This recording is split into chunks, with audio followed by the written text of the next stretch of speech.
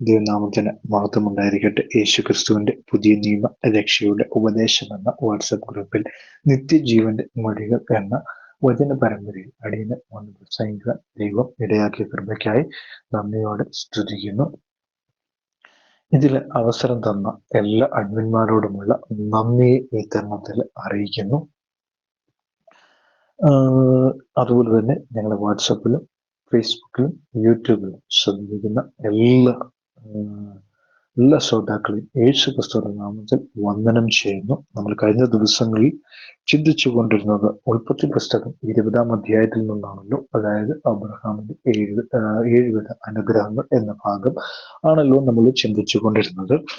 പ്രധാനമായും ലാസ്റ്റ് നമ്മൾ ചിന്തിച്ചു കൊണ്ടിരുന്നത് അബീമേലെക്ക് എന്ന രാജാവിന് ദൈവം സ്വപ്നത്തിൽ വെളിപ്പെടുന്നതായും, അതുപോലെ തന്നെ അത് എൻ്റെ പ്രവാചകൻ അല്ലെ, ആ പുരുഷന് എൻ്റെ ഭാര്യയെ മടക്കി കൊടുക്കുക, അവൻ ഒരു പ്രവാചകൻ ആകുന്നു എന്ന് 20:7 നമ്മൾ വായിക്കുന്നു. അപ്പൊ അബ്രഹാമിനെ സംബന്ധിച്ചിടത്തോളം അബ്രഹാമിന് അറിയില്ല അബ്രഹാം ഒരു പ്രവചനം അല്ലെ, പ്രവചന വരം അയാൾക്കുണ്ട്. ദൈവം അദ്ദേഹത്തോട് എല്ലാം അരുളി ചെയ്യുക. ഒരു ഭക്തനറിയാതെ ഒന്നും സംഭവിക്കുന്നില്ല. അല്ലെ, ദൈവത്തിന്റെ ഭക്തനെ അറിയിച്ചിട്ട് ദൈവം എന്തെങ്കിലും ചെയ്യത്തുള്ളൂ എന്നതിന് ഉത്തമ ഉദാഹരണമാണ് അബ്രഹാം പിതാവ്. അല്ലെ, അബ്രഹാം പിതാവിന്റെ ജീവിതത്തിലുടനീളം നമ്മൾ കണ്ടത് ദൈവം അവനോട് എപ്പോഴും സംസാരിക്കുന്ന ഒരു സ്വഭാവം ഉണ്ടായിരുന്നു എന്നുള്ളതാണ് നമുക്ക് മനസ്സിലാക്കുവാനായിട്ട് സാധിക്കുന്നത്. എന്നിട്ടും എന്താണ് തൻ്റെ പദവി, ദൈവം അവനെ ആക്കിയിരിക്കുന്ന ആ പദവി എന്താണ് എന്ന് മനസ്സിലാക്കുവാനായിട്ട് കഴിയുന്നില്ല എന്നുള്ളതാണ്. അതുകൊണ്ട് തന്നെയും അബീമേലെക്കിനോട് പറയുകയാണ്, എന്താണ് പറയുന്നത്? അവനൊരു പ്രവാചകനാകുന്നു. അപ്പൊ ഈ സത്യം അബ്രഹാമിന് പോലും അറിയത്തില്ല. കാരണം നമ്മളെ ദൈവം തിരഞ്ഞെടുക്കുമ്പോൾ, അല്ലെങ്കിൽ ദൈവത്തിന്റെ വിളികൾക്കായി തിരഞ്ഞെടുക്കുമ്പോൾ, അല്ലെങ്കിൽ ദൈവം നമ്മെ ഏറ്റെടുക്കുമ്പോൾ അവൻ യോജിച്ചതായ രീതിയിൽ അപ്പുറത്തേക്കാണ് അവൻ നമ്മെ ഉയർത്തിയെടുക്കുന്നത്. അല്ലെ, അബ്രഹാമിന് അറിയില്ല അബ്രഹാമിന് ദൈവം കൊടുത്തിരിക്കുന്ന വരങ്ങളെ കുറിച്ച് അവന് യാതൊരുവിധ ബോധവും അറിവും അവനുണ്ടായിരുന്നില്ല. പക്ഷെ അബീമേലെക്കിനോട് പറഞ്ഞപ്പോൾ എന്താണ് പറഞ്ഞത്? അവനൊരു പ്രവാചകനാകുന്നു എന്നാണ് ദൈവം അവനെ കുറിച്ച് സാക്ഷി പറയുന്നത്. ദൈവം നിങ്ങളെ കുറിച്ചും പറയും. കാരണം നിങ്ങൾ ദൈവത്തിന് വേണ്ടി നിൽക്കുന്നവനാണെങ്കിൽ, ദൈവത്തിന്റെ അരുളപ്പാടുകൾ കേട്ട് അനുസരിക്കുന്നവനാണെങ്കിൽ നിങ്ങളെക്കുറിച്ചും ദൈവം അഭിപ്രായം പറയും. അവൻ എൻ്റെ മകനാണ്, അല്ലെങ്കിൽ അവൻ എൻ്റെ അപ്പോസ്തലനാണ്, അല്ലെങ്കിൽ അവൻ എൻ്റെ പ്രവാചകനാണ് എന്ന് നിങ്ങളെ നോക്കി പറയും എന്നുള്ള കാര്യമാണ് അവിടെ കാണുവാനായിട്ട് സാധിക്കുന്നു എന്നുള്ളതാണ്. പ്രവാചകൻ അല്ലെ, ദൈവം സംസാരിക്കുന്നവനാണ് പ്രവാചകൻ. ദൈവം എപ്പോഴും സംസാരിക്കും. അല്ലെ, നമ്മള് പ്രധാനമായിട്ടും അതിനെക്കുറിച്ച് സംസാരിക്കുമ്പോൾ നമുക്ക് കാണാൻ കഴിയുന്നു, എബ്രായ ഭാഷയിൽ പ്രവാചകൻ എന്ന പദത്തിന് വാക്ക് ചാതുര്യമുള്ളവനെന്നോ പാണ്ഡിത്യമുള്ളവനെന്നുള്ള അർത്ഥമില്ല അതിന്. പിന്നെന്താണ്? പ്രവാചകൻ ഒരു പക്ഷേ അങ്ങനെയുള്ള ആളായിരിക്കാം എന്നാണ്. എന്താണ്? പ്രവാചകന്മാർ പക്ഷേ അങ്ങനെയുള്ള ആളാണ്. കാരണം വാക്ക് ചാതുര്യം ഉണ്ടാകും, പാണ്ഡിത്യം ഉണ്ടാകും. ഇവയൊക്കെ പ്രവാചകനുള്ള ഗുണങ്ങളാണ്. വിളംബരം ചെയ്യുക, അതുപോലെ തന്നെ പ്രഖ്യാപിക്കുക, ആത്മജ്ഞാനത്തിൽ സംസാരിക്കുക എന്നൊക്കെ ഉള്ളതാണ് പ്രവാചകനെ കുറിച്ച് നമുക്ക് ദൈവവചനത്തിൽ കാണാൻ കഴിയുന്നത്. അതായത് ബൈബിളിൽ നമ്മൾ പ്രവാചകൻ എന്ന ഏതെങ്കിലും ആത്മാവിന്റെ സ്വാധീനത്താൽ പ്രചോദനം കൊണ്ട് ഉൾക്കൊണ്ട്, അതായത് ഒരാത്മാവിന്റെ പ്രചോദനം കൊണ്ട് എന്ത് ചെയ്യുന്നു, സംസാരിക്കുന്ന ഒരു വ്യക്തിയെ പ്രവാചകൻ എന്ന് വിളിക്കാറുണ്ട്. കള്ളപ്രവാചകന്മാരും ഉണ്ട് ഇതിനിടയിൽ, അല്ലേ? അപ്പം കള്ളപ്രവാചകന്മാരുടെ കൂടെ വ്യാപരിക്കുന്ന ഏത് ആത്മാവാണ് എന്ന് നമ്മൾ ചിന്തിക്കുമ്പോൾ തന്നെ മനസ്സിലാക്കാനായിട്ട് സാധിക്കുന്ന ഒരു കാര്യം എന്താണ്? അവർക്കും എന്ത് ചെയ്യുന്നുണ്ട്? ഇതുപോലുള്ള പ്രവചനപരമുണ്ട്. കള്ളപ്രവാചകന്മാർക്കും ഉണ്ട്. അല്ലെ, പിശാചായിരിക്കും അവരോടുകൂടെ ഇരുന്ന് സംസാരിക്കുന്നത്. പിശാചിന്റെ സ്പിരിറ്റ് ആയിരിക്കും അവരോടുകൂടെ ഇരുന്ന് സംസാരിക്കുന്നത് എന്നുള്ള കാര്യമാണ് നമുക്ക് മനസ്സിലാക്കാനായിട്ട് സാധിക്കുന്നു. അല്ലെ, കള്ളപ്രവാചകൻ പൈശാചിക ശക്തിയിൽ പോഷക സംസാരിക്കും. അതായത് സംഖ്യാപുസ്തകം 11-ാം അധ്യായം 25-ാമത്തെ വാക്യം നമ്മൾ വായിക്കുമ്പോൾ, സംഖ്യാപുസ്തകം 11-ാം അധ്യായം അതിന്റെ 25-ാമത്തെ വാക്യം വായിക്കുമ്പം അവിടെ ഇങ്ങനെ കാണുന്നു. 25-ാമത്തെ വാക്യം: എന്നാൽ യഹോവ ഒരു മേഘത്തിൽ ഇറങ്ങി വന്ന് അവനോട് അരുളിച്ചെയ്തു, അവന്മേലുള്ള ആത്മാവിൽ കുറെ എടുത്ത് മൂപ്പന്മാരായ ആ 70 പുരുഷന്മാർക്ക് കൊടുത്ത ആത്മാവ് അവരുടെ മേൽ ആവസിച്ചപ്പോൾ അവർ പ്രവചിച്ചു. അപ്പോ ദൈവത്തിന്റെ ആത്മാവ് വരുമ്പോൾ പ്രവചിക്കാൻ തുടങ്ങും, അല്ലെ? ഇപ്പം പിശാചിന്റെ ആത്മാവാണെങ്കിലും പൈശാചികമായ രീതിയിൽ പ്രവചിക്കാനായിട്ട് തുടങ്ങും എന്നുള്ള കാര്യവും ഇതിനകത്ത് മനസ്സിലാകും. കാരണം പ്രവാചകന്മാർ പ്രവചിക്കുന്നത് അങ്ങനെയാണ്.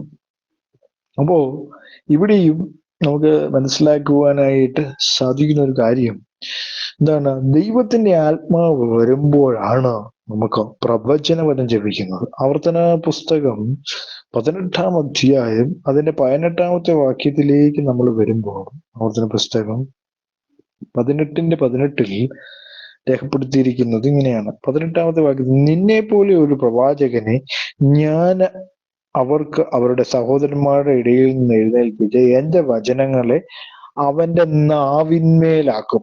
ഞാൻ അവനോട് കൽപ്പിക്കുന്നതൊക്കെയും അവനോട് പറയും. അപ്പം നാവിന്മേൽ, അതായത് ദൈവത്തിന്റെ അരുളപ്പാടെല്ലാം നാവിന്മേൽ വരും, അല്ലെ? നാവിന്മേൽ വരും, അല്ലെങ്കിൽ നാവിൽ എന്താണ്? നാവിന്മേലാക്കും. അപ്പൊ ദൈവത്തിന്റെ അരുളപ്പാട് നാവിന്മേലല്ലേ? നാവ് കൊണ്ടാണ് നമ്മൾ സംസാരിക്കുന്ന. ആ നാവില് ഇത് വരും. കാരണം നമ്മുടെ നാവ് എന്ന് പറയുന്നത് ഭയങ്കരമായ ദോഷം ചെയ്യുന്ന ഒന്നാണ്, അല്ലെ? സൂക്ഷിച്ചില്ലെങ്കിൽ വാക്കുകൾ വരെ മാറിപ്പോകാവുന്ന ഒരു സംഭവമാണ് നാക്കെന്ന് പറയുന്നത്. അപ്പം ഇത്രയും ദോഷം ചെയ്യുന്ന ഒരു നാവ് ദൈവത്തിന്റെ ആത്മാവ് വരുമ്പോൾ അത് പ്രവചിക്കാൻ തുടങ്ങും. എന്താണ് പറയുക? നാവിന്മേലാണ് അധികാരം കൊടുക്കുകയാണ്. പ്രവചിക്കാനുള്ള അധികാരം നാവിന്മേൽ കൊടുക്കുന്ന കാഴ്ച അവിടെ കാണാൻ കഴിയുന്നു. അപ്പൊ നമ്മളിവിടെ വായിക്കുമ്പോൾ പ്രവാചന വരം ഉള്ള വ്യക്തിയാണ് അബ്രഹാം എന്ന് നമുക്ക് കാണാൻ കഴിയുന്നു, അല്ലെ? ഒന്ന് ശമൂവേലിന്റെ പുസ്തകം 3-ാം അധ്യായം 19 മുതൽ 21 വരെയുള്ള വാക്യങ്ങൾ നമ്മൾ വായിക്കുമ്പോൾ, ഒന്ന് ശമൂവേൽ 3-ാം അധ്യായം 19 മുതൽ 21 വരെയുള്ള വാക്യങ്ങൾ വായിക്കുമ്പോൾ അവിടെ രേഖിക്കുകയാണ്: എന്നാൽ ശമൂവേൽ വളർന്നു, യഹോവ അവനോട് കൂടെ ഉണ്ടായിരുന്നു, അവന്റെ വചനങ്ങളിലൊന്നും നിഷ്ഫലമാകുവാൻ ഇടവരുത്തിയില്ല. അപ്പോ ശമൂവേലിനെ കുറിച്ച് പഠിക്കുമ്പോൾ ശമൂവേൽ ഒരു പ്രവാചകനായിരുന്നു. അപ്പൊ ദൈവത്തിന്റെ ഒരു വചനം പോലും നിഷ്ഫലമാകുവാനായിട്ട് ഇടവരുത്തിയില്ല എന്നാണ് ശമൂവേൽ പ്രവാചകനെ കുറിച്ച് നമുക്ക് കാണുവാനായിട്ട് സാധിക്കുന്നു. അതുപോലെ തന്നെയാണ് അബ്രഹാമിനെ കൊണ്ടല്ലേ, നീ അനുഗ്രഹിക്കുന്നവരെ ഞാൻ അനുഗ്രഹിക്കും. 7 ബ്ലെസ്സിങ്സിനകത്തുള്ള അനുഗ്രഹങ്ങളിൽ ഒന്നാണ് ഈ പ്രവചന വരം എന്നുള്ളതിനെ. നീ അനുഗ്രഹിക്കുന്നവരെ ഞാൻ അനുഗ്രഹിക്കും, ശപിക്കുന്നവരെ ഞാൻ ശപിക്കും. അപ്പൊ ഈ ഏലിയാവിനും എലീശായ്ക്കും ഒക്കെ അനുഗ്രഹിക്കാനും ശപിക്കുവാനുമുള്ള അധികാരമുണ്ടായിരുന്നു. പുതിയ നിയമത്തിൽ അങ്ങനെയല്ല, അല്ലെ? അനുഗ്രഹിക്കുന്നവരായിരിക്കും എന്നാണ് പത്രോസ് അപ്പോസ്തലൻ പറയുന്നത്. ശപിക്കുന്നവരായത് അനുഗ്രഹിക്കുന്നവരാണ്. പുതിയ നിയമത്തിൽ അനുഗ്രഹിക്കുക എന്ന് പറഞ്ഞു കഴിഞ്ഞാൽ തന്നെ എന്താണ്? നമ്മളോട് ദോഷം ചെയ്യുന്നവരെ അനുഗ്രഹിക്കുമ്പോൾ അത് അവർക്ക് ദോഷമായിട്ട് സംഭവിക്കും. തിരുക്കുകളില് ദോഷമായിട്ട് ഭവിക്കുമെന്ന് ദൈവവചനം വളരെ വ്യക്തമായിട്ട്, അല്ലെ, അങ്ങനെ നമുക്ക് പുതിയ നിയമത്തിൽ വായിക്കുമ്പോൾ നമുക്ക് കാണുവാനായിട്ട് സാധിക്കുന്നു എന്നുള്ളതാണ്. അപ്പോ ദൈവത്തിന്റെ പ്രവാചകന്മാരെന്ത് ചെയ്യും? ദൈവത്തിന്റെ ആത്മാവ് വരുമ്പോൾ അവർ പ്രവചിക്കും. അപ്പോൾ അബ്രഹാമിന് പോലും അറിയാത്ത ഒരു പ്രവചന വരം ആരിലുണ്ട്? അബ്രഹാമിന് പോലും അറിയില്ല, പക്ഷെ അത് ദൈവം മറ്റൊരാൾക്ക് മുമ്പിൽ വെളിപ്പെടുത്തുകയാണ്, അവൻ എന്റെ പ്രവാചകനാണ്. നിങ്ങൾ ദൈവത്തിന് വേണ്ടി നിൽക്കുന്ന, ദൈവത്തിന്റെ അരുളപ്പാട് പ്രാപിച്ചിട്ടുള്ള ദൈവ പൈതലാണെങ്കിൽ ദൈവം നിങ്ങളെ കുറിച്ച് മറ്റുള്ളവരോട് പറയും, ഇവൻ എന്റെ പ്രവാചകനാണ്, അല്ലെ? പ്രവാചകനാണ് എന്ന് ദൈവം അബീമേലെക്കിന് വെളിപ്പെടുത്തി കൊടുക്കുന്ന കാഴ്ചയും അവിടെ നമുക്ക് കാണുവാനായിട്ട് സാധിക്കുന്നു. നമ്മൾ മുന്നോട്ട് വായിക്കുമ്പോൾ, നീ ജീവനോടെ ഇരിക്കേണ്ടതിന് അവൻ നിനക്ക് വേണ്ടി പ്രാർത്ഥിക്കട്ടെ. അവളെ മടക്കി കൊണ്ടുവരാതിരുന്നാലോ നീ നിനക്ക് ഉള്ളവരൊക്കെയും മരിക്കേണ്ടി വരുമെന്ന് അറിഞ്ഞുകൊള്ളുക എന്ന് അരുളിച്ചെയ്തു. അബീമേലെക്ക് അതികാലത്ത് എഴുന്നേറ്റ് തന്റെ സകല വൃദ്ധന്മാരെയും വരുത്തി ഈ കാര്യമൊക്കെ അവരോട് പറഞ്ഞു. ഏറ്റവും ഭയപ്പെട്ടു അബീമേലെക്ക് അബ്രഹാമിനെ വിളിച്ച് അവനോട്, നീ ഞങ്ങളോട് ചെയ്തതെന്ത്? നീ എന്റെ മേലും എന്റെ രാജ്യത്തിന്മേലും ഒരു മഹാപാപം വരുത്തുവാൻ തക്കവണ്ണം ഞാൻ നിന്നോട് എന്ത് ദോഷം ചെയ്തു? ചെയ്താത്ത കാര്യം നീ എന്നോട് ചെയ്തുവല്ലോ എന്ന് പറഞ്ഞു. നീ എന്ത് കണ്ടിട്ടാകുന്നു ഇക്കാര്യം ചെയ്തതെന്ന് അബീമേലെക്ക് അബ്രഹാമിനോട് ചോദിച്ചതിന് അബ്രഹാം പറഞ്ഞത്, ഈ സ്ഥലത്ത് ദൈവഭയമില്ല. എന്റെ ഭാര്യ നിമിത്തം അവർ എന്നെ കൊല്ലും എന്ന് ഞാൻ നിരൂപിച്ചു. വാസ്തവത്തിൽ അവൾ എന്റെ പെങ്ങളാകുന്നു, എന്റെ അപ്പന്റെ മകൾ, എന്റെ അമ്മയുടെ മകളല്ലതാനും. അവൾ എനിക്ക് ഭാര്യയായി. എന്നാൽ ദൈവം എന്നെ എന്റെ പിതൃഭവനത്തിൽ നിന്നും പുറപ്പെടുവിച്ചപ്പോൾ ഞാൻ അവളോട്, നീ എനിക്ക് ഒരു ദയ ചെയ്യണമെന്ന് നാം ഏതൊരു ദിക്കിൽ ചെന്നാലും അവിടെ അവൻ തന്റെ ആങ്ങളെയെന്ന് എന്നെക്കുറിച്ച് പറയണമെന്ന് പറഞ്ഞു. അബീമേലെക്ക് അബ്രഹാമിനോട് ആടുമാടുകളെയും ദാസന്മാരെയും കൊടുത്തു. അവന്റെ ഭാര്യയായ സാറയും അവന് മടക്കി കൊടുത്തു. അപ്പൊ ദൈവത്തിന്റെ മക്കളെ തൊടുവാൻ ദൈവം സമ്മതിക്കുക. കാരണം ദൈവത്തിന്റെ ആത്മാവിൽ മേൽ വരുമ്പോൾ അവൻ ദൈവത്തിന്റെ ആത്മാവ് വരുമ്പോൾ അവൻ പ്രവചിക്കാൻ തുടങ്ങും. ദൈവത്തിന് വേണ്ടി വലിയ വലിയ കാര്യങ്ങൾ ചെയ്യുവാൻ തുടങ്ങും. കാരണം നമുക്ക് പലപ്പോഴും നമ്മുടെ വിളി നമുക്കറിയില്ല. നമ്മുടെ വിളിയും തെരഞ്ഞെടുപ്പും എന്താണ് എന്ന് നമുക്കറിയില്ല, അല്ലെ? അബ്രഹാമിന് അറിയില്ലായിരുന്നു. കാരണം ദേശത്തെ വിട്ടു, ചാർച്ചക്കാരെ വിട്ടു, അത്രയും കാര്യങ്ങൾ ചെയ്തപ്പോൾ തന്നെ ദൈവം അവന് വേണ്ടി വലിയ ചെയ്യുവാൻ തയ്യാറായി എന്നുള്ളതാണ് വചനം നമ്മളെ പഠിപ്പിക്കുന്നത്. അപ്പോ ദൈവം അവന് വേണ്ടി വലിയത് ചെയ്തു, അല്ലെങ്കിൽ വലിയവ അവന് വേണ്ടി ദൈവം ചെയ്തതായിട്ട് നമുക്ക് കാണാനായിട്ട് സാധിക്കും. അപ്പൊ അബീമേലെക്ക് പോലും പ്രവാചകൻ എന്ന് പറഞ്ഞപ്പോ ഭയപ്പെട്ട് കഴിഞ്ഞപ്പോ എന്താണ് സംഭവിച്ചത്? അവന് ആടുമാടുകളും ഒക്കെ മുമ്പാകെ ഇരിക്കുന്ന ആടുമാടുകളെ കൊടുത്തു എന്നൊക്കെ അവിടെ എഴുതിയിരിക്കുകയാണ്. ആടുമാടുകളെ കൊടുത്തു, അതുപോലെ തന്നെ ആടുമാടുകളെയും ദാസന്മാരെയും കൊടുത്തു. ഭാര്യയായ സാറ അവന് മടക്കി കൊടുത്തു. ഇതെന്റെ രാജ്യം നിന്റെ മുമ്പാകെ ഇരിക്കുന്നു, നിനക്ക് ബോധിച്ചിടത്തേക്ക് പാർത്തുകൊള്ളുക എന്ന് അബീമേലെക്കിനോട് പറഞ്ഞു. സാറയോടവൻ, നിന്റെ ആങ്ങളയ്ക്ക് ഞാൻ 1000 വെള്ളിക്കാശ് കൊടുത്തിട്ടുണ്ട്. നിന്നോട് കൂടെയുള്ള എല്ലാവരുടെയും മുമ്പാകെ ഇത് നിനക്കൊരു പ്രതിശാന്തി എന്ന് അവിടെ കാണും. പ്രതിശാന്തി, അതായത് ദോഷത്തു നിന്നുള്ള മോചനം. കാരണം ദൈവത്തിന്റെ പ്രവാചകന്മാരെ, അല്ലെ, പ്രവാചകന് അല്ലെങ്കിൽ ദൈവം തെരഞ്ഞെടുത്തവനെ അല്ലെങ്കിൽ ദൈവത്തിന്റെ ഭക്തനെ ദൈവം അവരെ ഉപദ്രവിക്കാൻ പാടില്ല എന്ന് അബീമേലെക്ക് വിശ്വസിച്ചിരുന്നു. അതുകൊണ്ടാവാം ആ ദോഷം വരാതിരിക്കാനായിരിക്കാം ഇത്രയും കാര്യങ്ങൾ അബ്രഹാമിന് വേണ്ടി അയാൾ ചെയ്തത് എന്ന് ആ രാജാവ് ചെയ്തതായിട്ട് നമുക്ക് അവിടെ കാണുന്നു. അപ്പോ അടുത്ത് 18ാമത്തെ വാക്യത്തിൽ എഴുതിയിരിക്കുകയാണ്. ഉൽപ്പത്തി പുസ്തകം 20:18 രേഖപ്പെടുത്തിയിരിക്കുന്ന എങ്ങനെയാണ്? അബ്രഹാമിന്റെ ഭാര്യയായ സാറയുടെ നിമിത്തം യഹോവ അബീമേലെക്കിന്റെ ഭവനത്തിലെ ഗർഭമൊക്കെയും അടച്ചിരുന്നു. അബ്രഹാമിന്റെ ഭാര്യയായ സാറായുടെ നിമിത്തം യഹോവ അബീമേലെക്കിന്റെ ഭവനത്തിന്റെ ഗർഭമൊക്കെ അടച്ചിരുന്നു എന്ന് അവിടെ രേഖപ്പെടുത്തിയിരിക്കുന്നു. ശൗമേൽ ബാലനെ ഉണ്ടാകുന്നതിന് മുമ്പ് ശൗമേലിന്റെ അമ്മയ്ക്ക് ദൈവം ഗർഭം അടച്ചിരുന്നു എന്നുള്ളതാണ്. എന്തിനായിരുന്നു? പ്രവാചകൻ ഉണ്ടാകുന്നുണ്ട്, അല്ലെ? ഒരു പ്രവചനം ഉണ്ടാകുവാൻ വരുമ്പോൾ അതിന് സമാപ്തിയിലേക്ക് വരാനായിട്ട് സമയമെടുക്കും. അതാണ് അവിടെ പ്രധാനമായും നമ്മൾ മനസ്സിലാക്കേണ്ട പ്രധാന കാര്യം എന്ന് പറയുന്നത്, അല്ലെ? അപ്പോ പ്രവാചകൻ, ദൈവം തെരഞ്ഞെടുത്ത പ്രവാചകനായി അബ്രഹാം മാറ്റപ്പെടുന്നു. It's a blessing. 7 ബ്ലെസ്സിങ്ങിൽ ആ പ്രവാചകനും ഉൾപ്പെടുന്നു. അബ്രഹാമിന് പ്രവചന വരം, അല്ലെ? പുതിയ നിയമത്തിൽ പ്രത്യേകം പറഞ്ഞിട്ടുണ്ട് പ്രവചന വരങ്ങളെ കുറിച്ച്. എന്ന് പറഞ്ഞ പോലെ തന്നെ അബ്രഹാമിന് ദൈവം പ്രവാചകനാക്കുന്ന കാഴ്ചയും കാണും. അതാണ് നമ്മുടെ 20-ാം അധ്യായത്തില് നമ്മൾ കണ്ടത്.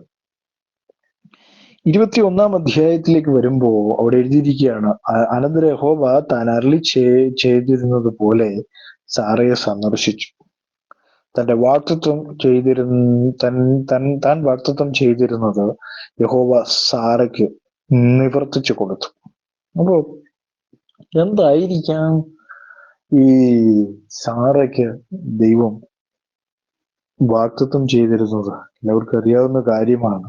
എന്താണ്? അവൾക്ക് കുഞ്ഞുങ്ങൾ ഉണ്ടായിരുന്നില്ല, അല്ലെ? അവൾക്ക് മച്ചി എന്ന പേരുണ്ടായിരുന്നു, അല്ലെ?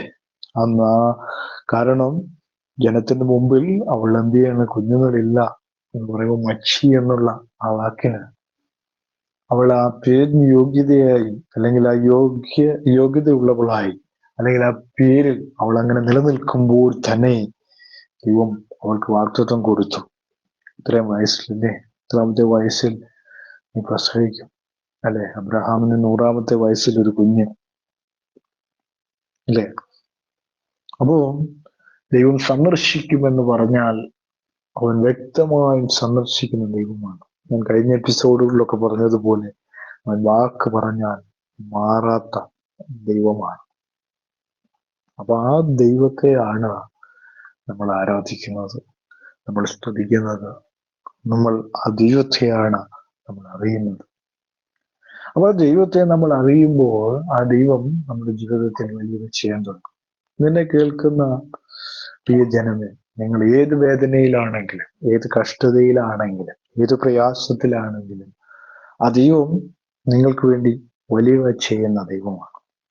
ആ ദൈവം നിങ്ങൾക്ക് വേണ്ടി പ്രവർത്തിക്കുക തന്നെ ചെയ്യും. നിങ്ങളെ മറന്നു കളയുന്ന ഒരു ദൈവമല്ല. അതെ, സാറയെ സന്ദർശിക്കാൻ പോവുകയാണ്, അല്ലെ? ഇത്രയും നാളും അപമാനത്തിന്റെ ചേറിൽ കിടന്ന, അല്ലെങ്കിൽ അപമാനത്തിന്റെ അങ്ങേയറ്റം സഹിച്ച് അവൾ വീർപ്പുമുട്ടി കഴിയുമ്പോൾ, അല്ലെ? അബ്രഹാമും വീർപ്പുമുട്ടി കഴിയുകയാണ്, മക്കളില്ല, സ്വന്തമായിട്ട് ഒരവകാശിയില്ല. അത് താൻ വിഷമിക്കുമ്പോൾ ദൈവം പറഞ്ഞു, ഞാൻ നിനക്ക് മക്കളെ തരാം, അല്ലെ?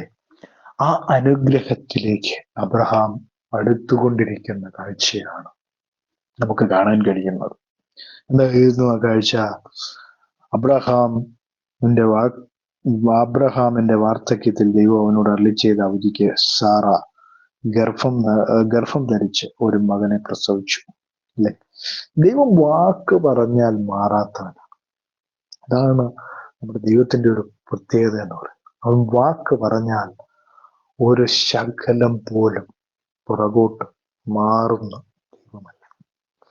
അതുകൊണ്ട് സാറയോട് പറഞ്ഞ വാഗ്ദത്വം അവൻ നിറവേറ്റി, അല്ലെ? സാറയോട് പറഞ്ഞ വാഗ്ദത്വം ദൈവം തന്നെ നിവർത്തിച്ചു. അവിടെ എഴുതിയിരിക്കുന്ന ഇങ്ങനെയാണ്, സാറ ഗർഭം ധരിച്ച് ഒരു മകനെ പ്രസവിച്ചു. സാറ അബ്രഹാമിന് പ്രസവിച്ച മകന് ഇസഹാക്ക് എന്ന് പേരിട്ടു. എന്താണ്? ഇസഹാക്ക് എന്ന പേര് ഇട്ടു. ഇസഹാക്ക്, അതാണ് അബ്രഹാമ് നിനക്കുള്ള അവകാശി, അല്ലെ? അബ്രഹാമിനെ സംബന്ധിച്ചിടത്തോളം അബ്രഹാമിന്റെ ജീവിതത്തിലെ വലിയൊരാഗ്രഹമായിരുന്നു ഒരു സ്വന്തം മകൻ ഉണ്ടാവുക, അല്ലെങ്കിൽ സ്വന്തം രക്തത്തിൽ പിറന്ന ഒരു മകൻ ഉണ്ടാവുക എന്നുള്ള കാര്യം. സാറയ്ക്കും അബ്രഹാമിനും ഉണ്ടാവുക എന്നുള്ളത് അബ്രഹാം വിചാരിച്ചതുപോലെ സംഭവിച്ചു, അല്ലെ? അബ്രഹാമിന് കുറെ കാലമായി ആഗ്രഹിച്ചു, അല്ലെ? കുറെ വർഷങ്ങളായി ഇല്ല എന്ന് പറഞ്ഞ, അല്ലെ? ഇനി നടക്കത്തില്ല, ഇനി ഒട്ടും സംഭവിക്കത്തില്ല എന്ന് പറഞ്ഞ് നിങ്ങളുടെ ജീവിതത്തിൽ തന്നെ നിങ്ങൾ തന്നെ പറഞ്ഞ് തള്ളിക്കളഞ്ഞ പല കാര്യങ്ങളും. പക്ഷെ അത് ദൈവം പറഞ്ഞു കഴിഞ്ഞാൽ അത് സാധ്യമായി തീരുമെന്നുള്ള കാര്യം വളരെ വ്യക്തമാണ്. അബ്രഹാം നമ്മളെ ഇനി അത് നടക്കാൻ പോകുന്നില്ല. അബ്രഹാം പറഞ്ഞു, എനിക്ക് പ്രായം എത്രയായി, സാറയ്ക്ക് ഇത്രയും പ്രായമായി, അല്ലെ? കാരണം പുത്രോത്പാദനത്തിനുള്ള ശക്തിയൊക്കെ നഷ്ടപ്പെട്ടു കഴിഞ്ഞു. സാറയെ സംബന്ധിച്ചും അബ്രഹാമിനെ സംബന്ധിച്ചും ഇതെല്ലാം തീർന്നു നിൽക്കുകയാണ്. അപ്പൊ അങ്ങനെ ചിന്തിക്കുമ്പോൾ തന്നെ ലോകത്തിലേക്ക് നോക്കുമ്പോൾ ലോകത്തിലുള്ളവരും പറയുന്നത് എന്താ? അത് കഴിഞ്ഞു, അത് കഴിഞ്ഞ ഒരു ചാപ്റ്ററാണ്, അല്ലെ? കഴിഞ്ഞൊരു അവസ്ഥയാണ്, അത് ഇനി നടക്കത്തില്ല. ഇനി അത് ആര് പറയുന്നു പറഞ്ഞാൽ നടക്കത്തില്ല എന്ന് പറയുമ്പോൾ തന്നെ അബ്രഹാമിന്റെ ഏറെ നാളത്തെ ആഗ്രഹം, അല്ലെ? ദൈവം പറഞ്ഞു, ദൈവമല്ലേ പറഞ്ഞത്, പക്ഷെ നടക്കാതിരിക്കുമോ? നടത്തി. അതാണ് ദൈവം അബ്രഹാമിന്റെ ജീവിതത്തിൽ ചെയ്ത വലിയ കരുണ എന്ന് പറയുന്നത്, അല്ലെ? അവിടെ എഴുതിയിരിക്കും, ഇസാഖ് എന്ന പേര് അവൻ ഇട്ടു.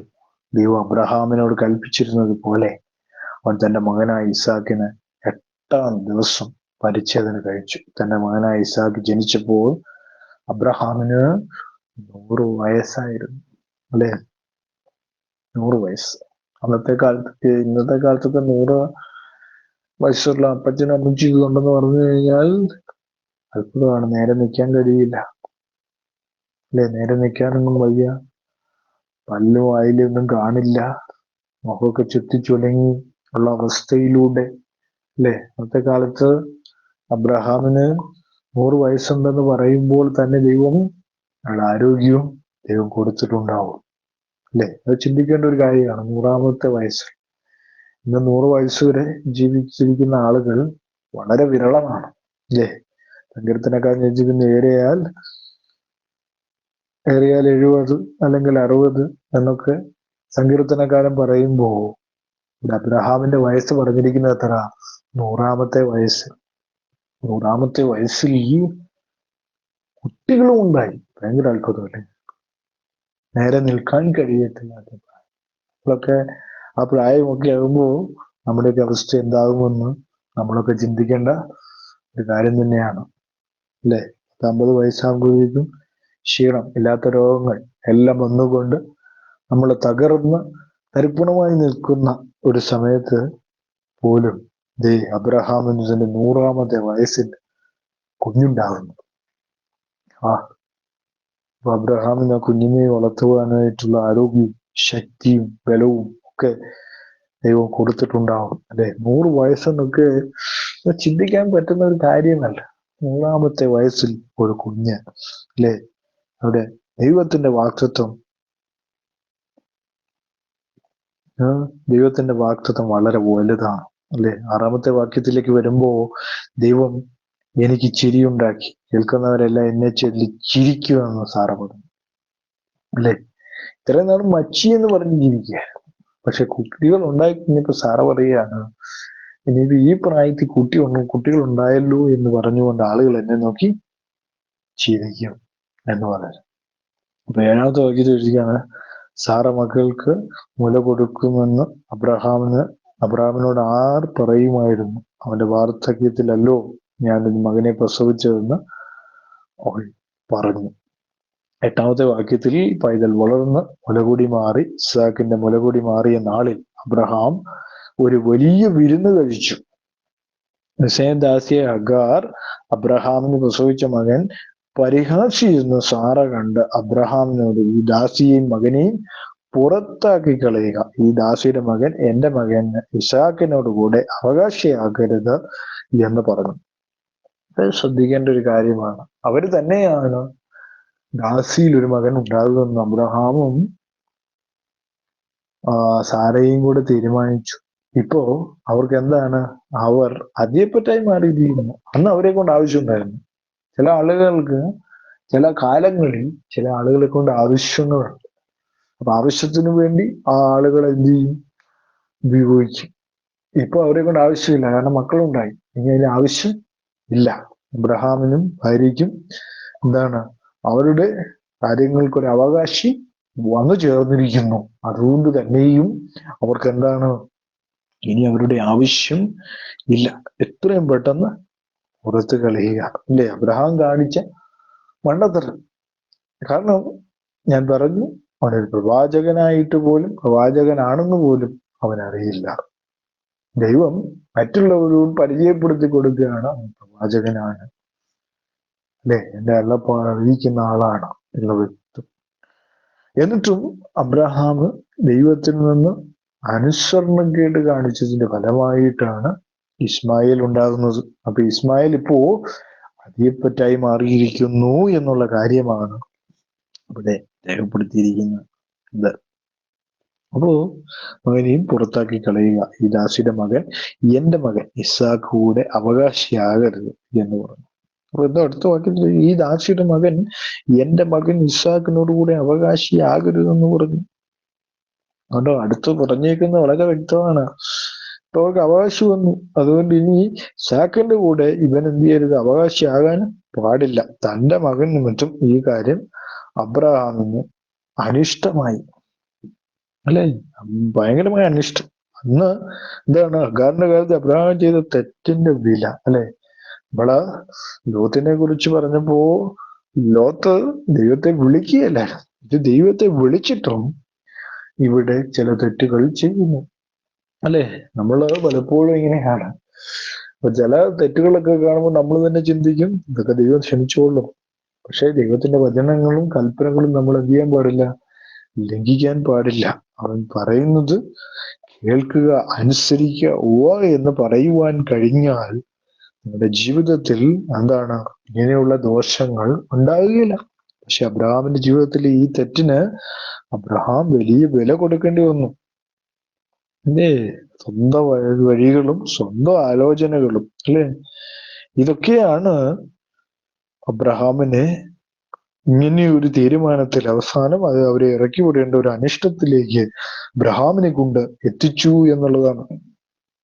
എന്നാൽ ദൈവം അബ്രഹാമിനോട് ബാലന്റെ നിമിത്തവും ദാസിയുടെ നിമിത്തവും നിനക്ക് അനിഷ്ടം തോന്നരുത്. സാറാ നിന്നോട് പറഞ്ഞതിലൊക്കെയും അവളുടെ വാക്ക് കേൾക്കുക. ഇസാക്കിൽ നിന്നുള്ളവരല്ലോ നിന്റെ സാക്ഷാൽ സന്തതി എന്ന് വിളിക്കപ്പെടുക. ശ്രദ്ധിക്കണം, സാറ നിന്നോട് പറഞ്ഞതിലൊക്കെയും അവളുടെ വാക്ക് കേൾക്കുക. ദൈവം അബ്രഹാമിനോട് പറയുകയാണ്, ബാലന്റെ നിമിത്തം ദാസിയുടെ നിമിത്തം നിനക്ക് എന്ത് ചെയ്യരുത്, അനിഷ്ടം തോന്നരുത്. സാറ നിന്നോട് പറഞ്ഞതിലൊക്കെയും അവളുടെ വാക്ക് കേൾക്കുക.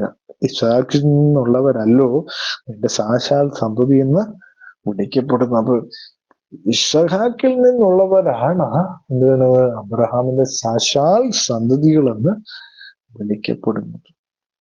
ദാസിയുടെയും മകനെയും എന്താണ് ഒരു ജാതിയാക്കും, അവൻ നിന്റെ സന്തതിയല്ലോ എന്ന് അരുളി ചെയ്തു. അബ്രഹാം എന്ത് ചെയ്തു? അപ്പോ നമ്മള് മനസ്സിലാക്കേണ്ട പ്രധാനമായ കാര്യം എന്താണ്, ഇസ്ഹാക്കിലാണ് സാക്ഷാൽ സന്തതി, അതായത് ഇസ്രായേൽ ജനം എന്ന് പറയുന്ന ആ ഒരു വലിയ ജനം ഇസ്ഹാക്കിലാണ് ജനിക്കാൻ പോകുന്നത്, അല്ലേ. അപ്പോ ആ ഒരു വലിയ ജനം ഉണ്ടാകണമെങ്കിൽ ഇസ്ഹാക്ക് ജനിക്കണം.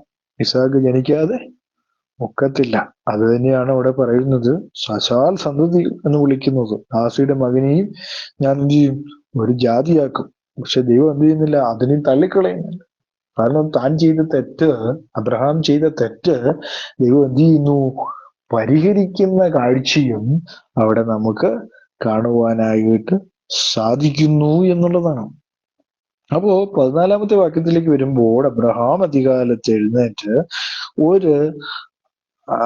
അപ്പവും ഒരു തുരുത്തി വെള്ളവും എടുത്ത് അഗാറിന്റെ തോളിൽ വെച്ച് കുട്ടിയെയും കൊടുത്ത് ആളയച്ചു. അവൾ പുറപ്പെട്ടു പോയി ബേർശേബ മരുഭൂമിയിൽ ഉഴന്നു നടന്നു. അപ്പോ എന്താണ്, അവളെ ഉപേക്ഷിക്കാതെ നിവൃത്തിയില്ല. അതുകൊണ്ട് അബ്രഹാം എന്ത് ചെയ്തു, അവൾക്ക് കൊടുക്കാനുള്ളതൊക്കെ കൊടുത്തു വിട്ടു. അങ്ങോട്ട് പുറപ്പെട്ട് ബേർശേബ മരുഭൂമിയിലേക്ക് പറഞ്ഞു വിട്ടു. തുരുത്തിയിലെ വെള്ളം ചെലവായ ശേഷം അവൾ കുട്ടിയെ ഒരു കുറുങ്കാട്ടിൽ തണലിലിട്ടു എന്നാണ് എഴുതിയിരിക്കുന്നത്. അവൾ പോയി അതിനെതിരെ ഒരു അമ്പിൻപാട് ദൂരത്തിരുന്ന് കുട്ടിയുടെ മരണം എനിക്ക് കാണണ്ട എന്ന് പറഞ്ഞ് എതിരെയിരുന്ന് ഉറക്കെ കരഞ്ഞു. എന്താണ് കുട്ടിയുടെ കരച്ചില്, ഇതാണ് കുട്ടിയുടെ മരണം. അപ്പൊ കുട്ടി മരിച്ചു, കാരണം ഫുഡൊന്നും ചെല്ലുന്നില്ല. അപ്പൊ കുട്ടി മരിച്ചു പോകും. കാരണം വെള്ളമൊക്കെ കൊണ്ടുവന്നത് അബ്രഹാം കൊടുത്തതൊക്കെ തീർന്നു. തുരുത്തിയിലെ വെള്ളം ചെലവായി. ഇതെല്ലാം തീർന്നു കഴിഞ്ഞപ്പോ എന്താണ് ആള് എന്ത് ചെയ്തു? കുട്ടിയെ എന്ത് ചെയ്തു? ഒരു അമ്പിൻപാട് ദൂരത്തേക്ക് മാറ്റിയിട്ട് എന്ത് ചെയ്തു? കുട്ടിയുടെ മരണം എനിക്ക് കാണണ്ട എന്ന് പറഞ്ഞ് എതിരെ ഇരുന്ന് ഉറക്കെ കരഞ്ഞു എന്ന് പറയുന്നു. പക്ഷേ ദൈവം ബാലന്റെ നിലവിളി കേട്ടു. കരച്ചില് കേൾക്കുന്ന ഒരു ദൈവമാണ്. നമ്മുടെ വേദനകൾ, നമ്മുടെ ദുഃഖങ്ങൾ, നമ്മുടെ കരച്ചിലുകൾ, ഇന്നലെ നമ്മൾ പലപ്പോഴും കരഞ്ഞിട്ടുണ്ടാകും. അല്ലേ? നമ്മൾ പലതിനെ ഓർത്ത് നമ്മുടെ ജീവിതത്തിൽ പല വേദനകൾ വന്നപ്പോൾ നമ്മൾ കരഞ്ഞിട്ടുണ്ടാകും. അല്ലേ?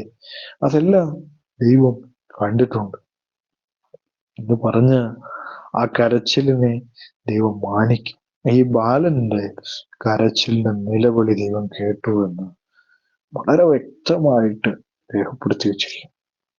പുറപ്പാട് പുസ്തകം 2:24 നമ്മൾ വായിക്കുന്നു. പുറപ്പാട് പുസ്തകം 2:24 അവിടെ ഇങ്ങനെയാണ് എഴുതിയിരിക്കുന്നത്: ദൈവം അവരുടെ നിലവിളി കേട്ടു. ദൈവം അബ്രഹാമിനോടും ഇസാഖിനോടും കൂടെ യാക്കോബിനോടും കൂടെ തനിക്കുള്ള നിയമവും ഓർത്തു. അപ്പൊ എന്താണ്?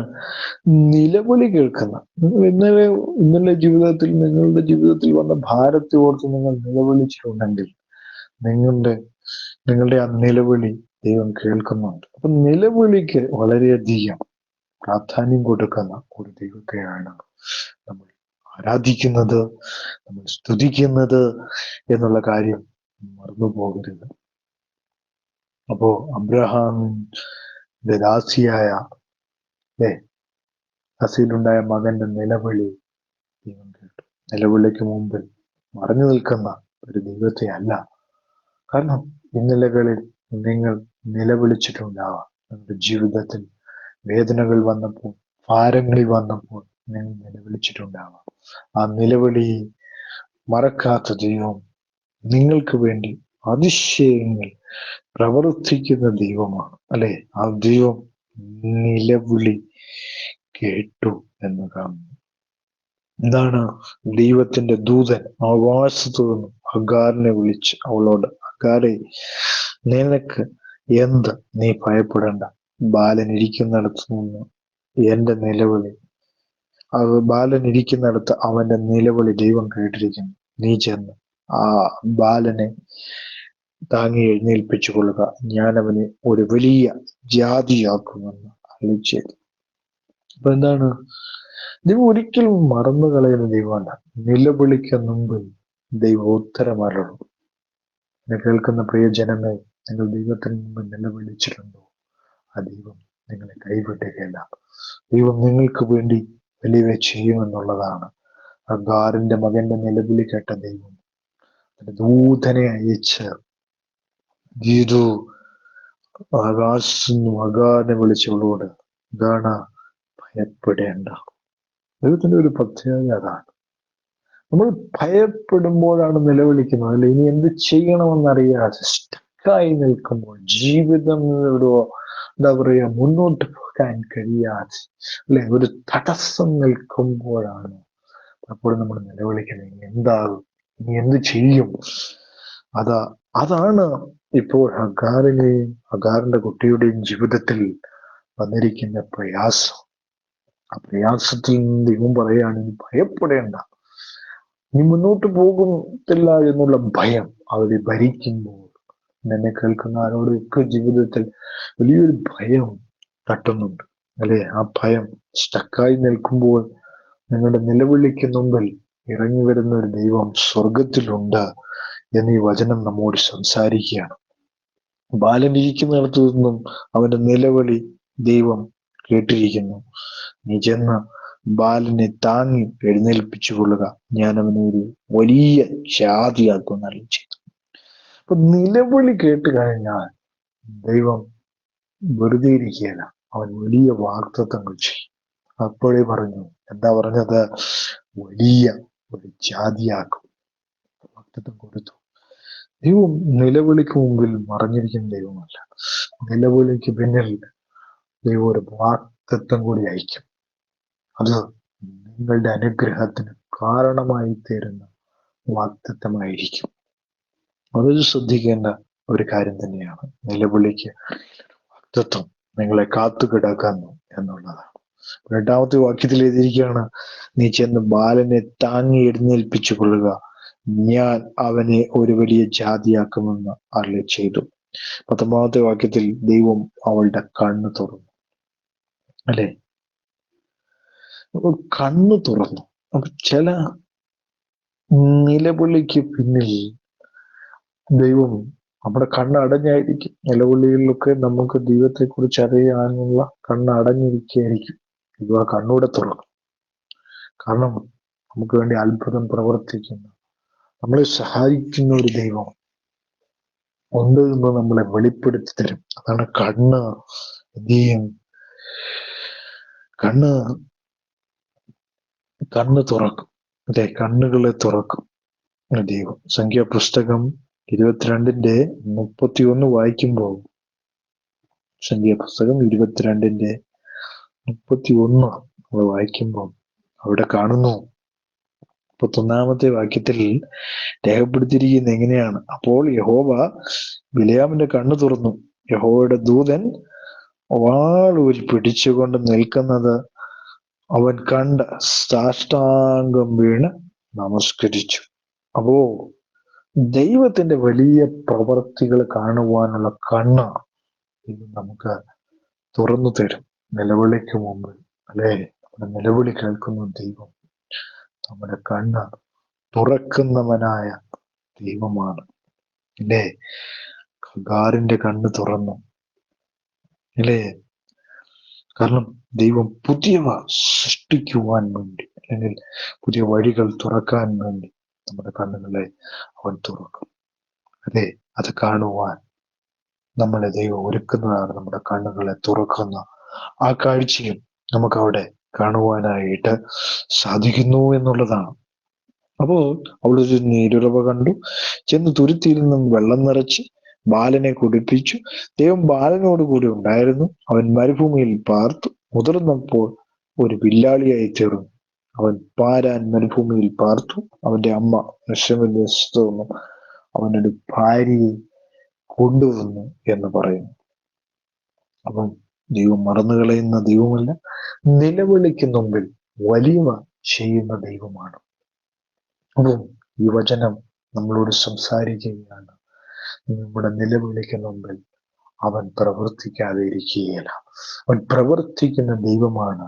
തക്ക സമയത്ത് നമുക്ക് വേണ്ടി വലിയവ ചെയ്യും എന്നുള്ളതാണ്. എന്നെ കേൾക്കുന്ന പ്രിയ ജനമേ, ഇന്ന് നിന്റെ ജീവിതത്തിൽ ദുഃഖമാണോ? ദൈവം നിന്റെ നിലവിളിയെ കാണുന്നു, അല്ലെങ്കിൽ നിന്റെ കരച്ചിലിനെ അവൻ കാണുന്നു, നിന്റെ വേദനകൾ അവൻ കാണുന്നു. നിന്നെ സഹായിക്കുവാൻ അവന്റെ കരമെന്ത് ചെയ്യുന്നില്ല, കുറുക്കിപ്പോയിട്ടില്ല.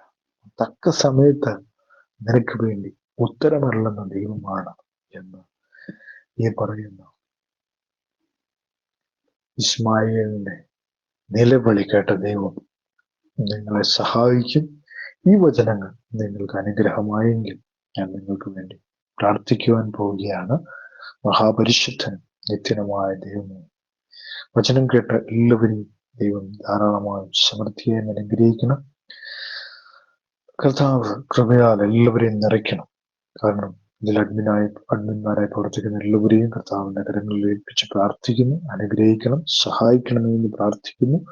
രോഗികളായിട്ട് ഭാരപ്പെടുന്ന എല്ലാവർക്കും കർത്താവിന്റെ കൃപ, സൗഖ്യം എല്ലാവർക്കും പകരണമേ എന്ന് പ്രാർത്ഥിക്കുന്നു. ഇത് മാരക രോഗമാണെങ്കിലും കർത്താവിന്റെ കരം എല്ലാവരും എഴുന്നേൽപ്പിക്കണം. നിലവിളിക്ക് മുമ്പിൽ കണ്ണുകളെ തുറക്കുന്നവനായ ദൈവമേ, ഈ ദിവസങ്ങളിൽ കണ്ണുകളെ തുറക്കുന്ന കാഴ്ച ഞങ്ങൾക്ക് കാണുവാൻ ഈ ദിവസങ്ങളിൽ കർത്താവ് ഇടയാക്കണമെന്ന് പ്രാർത്ഥിക്കുന്നു. വലിയ കർത്താവ് ജീവിതങ്ങളിൽ ചെയ്യണം. ജോലിയില്ലാതെ ഭാരപ്പെടുന്നവരെ കർത്താവിന്റെ കരങ്ങളിൽ ഏൽപ്പിച്ച് പ്രാർത്ഥിക്കുന്നു. അതുപോലെ തന്നെ ദേശത്തെ അനുഗ്രഹിക്കണം, രാജ്യത്തെ അനുഗ്രഹിക്കണം. അതുപോലെ തന്നെ ഈ ദിവസങ്ങളിൽ കർത്താവിന്റെ കൃപ എല്ലായിടത്തും വ്യാപരിക്കണമെന്ന് പ്രാർത്ഥിക്കുന്നു. പ്രാർത്ഥന സ്വർഗം ശ്രദ്ധ വെച്ച് കേട്ടിട്ട് സ്വത്രം മാനവും മഹത്വം ഒപ്പിച്ചെടുക്കണം. എല്ലാം യേശു ക്രിസ്തുവിന്റെ ധന്യമുള്ള നാമത്തിൽ തന്നെ. ആമേൻ, ആമേൻ. സ്വത്രം.